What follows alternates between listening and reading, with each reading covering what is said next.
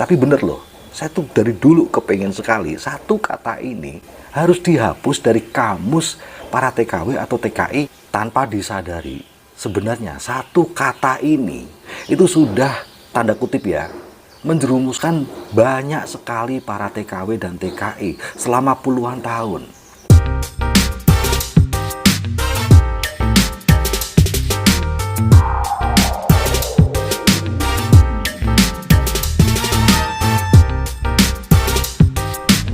Halo, selamat pagi teman-teman semuanya. Semoga dalam kondisi yang sehat dan tetap semangat. Saya itu paling deg-degan ya kalau udah dengar teman-teman TKW yang mau finish kontrak terus bilangnya saya mau pulang. Waduh. Itu sama seperti kalau diibaratkan ada anak sekolah yang dikeluarkan dari sekolahnya terus dia bilang saya mau liburan. Lah kan gawat. Nah, teman-teman semuanya, kalau kita sudah bicara tentang pekerjaan, itu jangan dicampur-campurin sama kondisi kita sedang apa. Tanpa disadari, sebenarnya satu kata ini, yaitu pulang, itu sudah tanda kutip ya, menjerumuskan banyak sekali para TKW dan TKI selama puluhan tahun. Dalam artian apa menjerumuskan? Karena tidak menciptakan kewaspadaan akan nafkah mereka. Kalau kita udah ngomong tentang pekerjaan alias nafkah ya teman-teman, istilahnya kalau udah selesai itu cuman ada PHK, pensiun, finish kontrak, pengangguran, nggak punya kerjaan lagi, nggak punya penghasilan lagi. Udah, nggak ada istilah yang lain. Misalnya diganti pulang. Tapi bener loh, saya tuh dari dulu kepengen sekali satu kata ini harus dihapus dari kamus para TKW atau TKI yang udah mau finish kontrak. Jangan bilang mau pulang, karena itu menghilangkan kewaspadaan.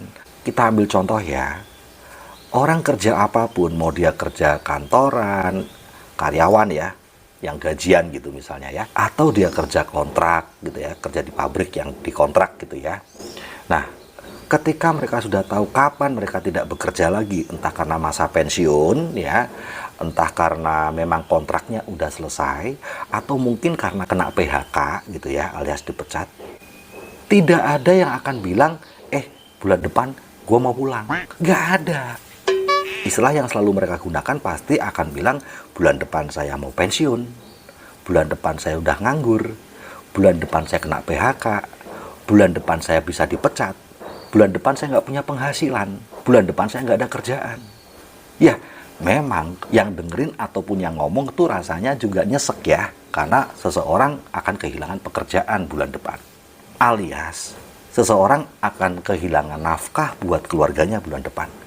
Tetapi, itu menciptakan kewaspadaan.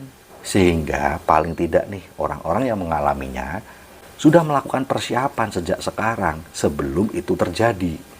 Bukan cuma dia, tapi keluarganya pun juga waspada. Mungkin keluarganya juga sudah mulai nyiapin apa gitu. Usaha apa, kerjaan di mana gitu ya. Untuk menggantikan nafkah yang akan hilang bulan depan. Dan nafkah penggantinya jumlahnya harus sama. Nggak bisa di bawah.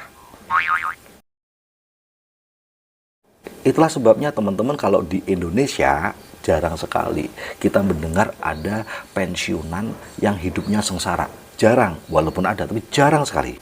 Kenapa? Karena semua karyawan tahu umur 60 tahun dia pensiun. Jadi bahkan sejak umur 50 pun 10 tahun sebelum masa pensiunnya dia udah nyiapin dulu usaha.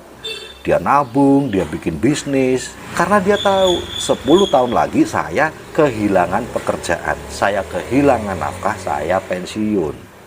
Gak punya penghasilan. Padahal keluarga saya tetap butuh nafkah yang minimal jumlahnya sama dengan gaji saya hari ini. Setiap kali kita follow up, sering banget ya, para prospek undangan ada yang bilang, 3 bulan lagi saya pulang. Duh, ini ngeri. Kata pulang itu kan sesuatu yang happy, betul nggak? Ya memang happy kalau dilihat dari kondisi kita kumpul bareng sama keluarga setelah bertahun-tahun terpisah. Iya happy, orang tuanya happy, anaknya happy karena kumpul bareng. Tetapi perantau itu kan kalau seperti itu artinya dia finish kontrak. Artinya dia finish penghasilan. Dia nggak punya lagi penghasilan. Lalu di mana happy-nya? Bukankah kondisi pulang karena finish kontrak itu sama seperti waktu dulu sebelum merantau? Kumpul sama keluarga, tetapi nggak punya penghasilan. Hutang numpuk di mana-mana, kebutuhan nggak bisa dipenuhi, anak putus sekolah, pertikaian rumah tangga. Terus ujung-ujungnya terbang dari merantau.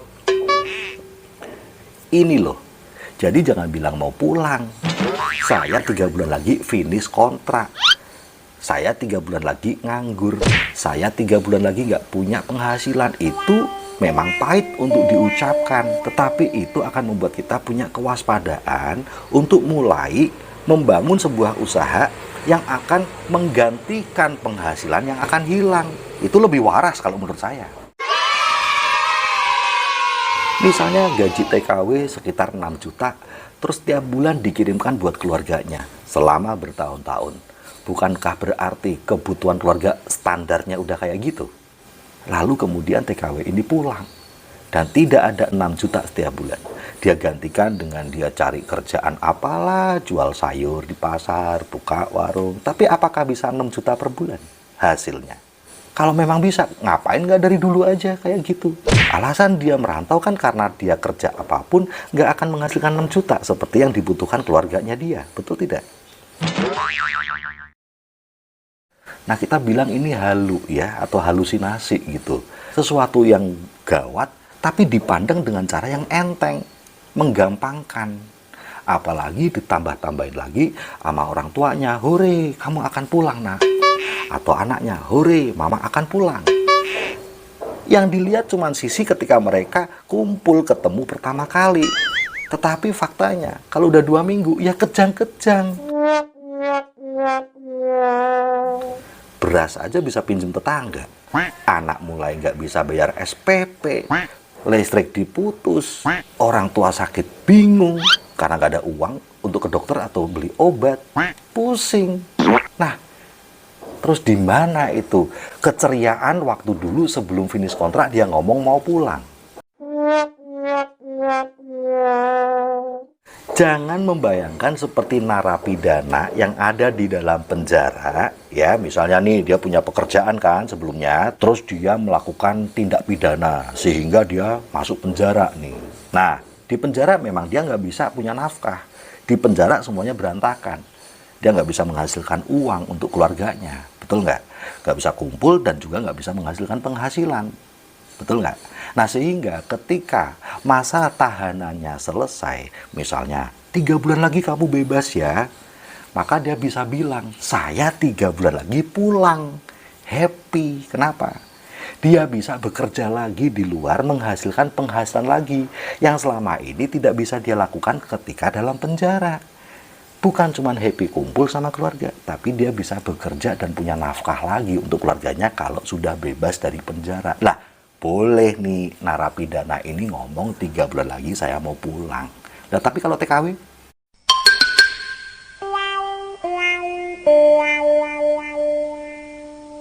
TKW itu nafkahnya ada dalam penjara.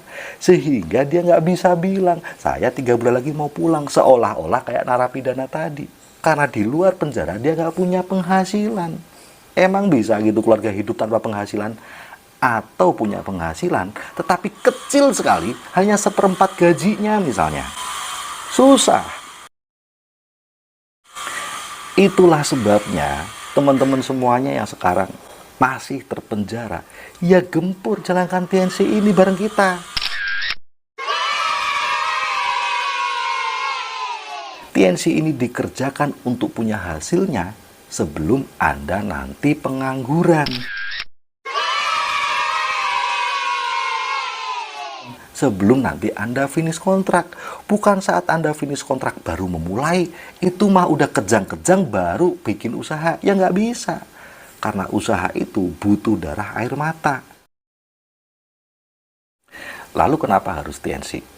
Ya karena kalau kita mau survei pada para perantau atau spesifiknya TKW dan TKI, mana sih usaha atau bisnis yang dikerjakan para TKW TKI saat masih merantau dan bisa membuat mereka pulang karena sukses.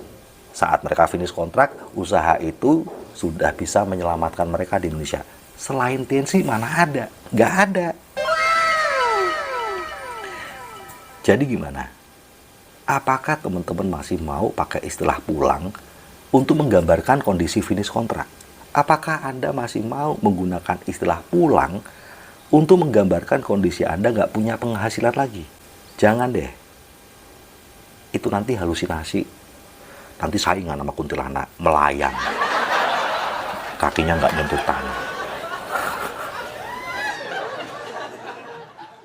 Kerjakanlah bisnis ini mulai sekarang. Kita ada panduan PBO atau parameter bisnis One Vision. Itu akan membuat kita akan menjalani petanya dengan lancar. Jelas, kita punya tim bisnis juga yang akan mendampingi kita dari nol sampai kapanpun. Saya aja sampai sekarang juga tetap didampingi para upline alias tim bisnis saya. Yuk gunakan akal sehat, maka hidup kita akan selamat. Jaga kesehatan, sukses selalu, dan go freedom!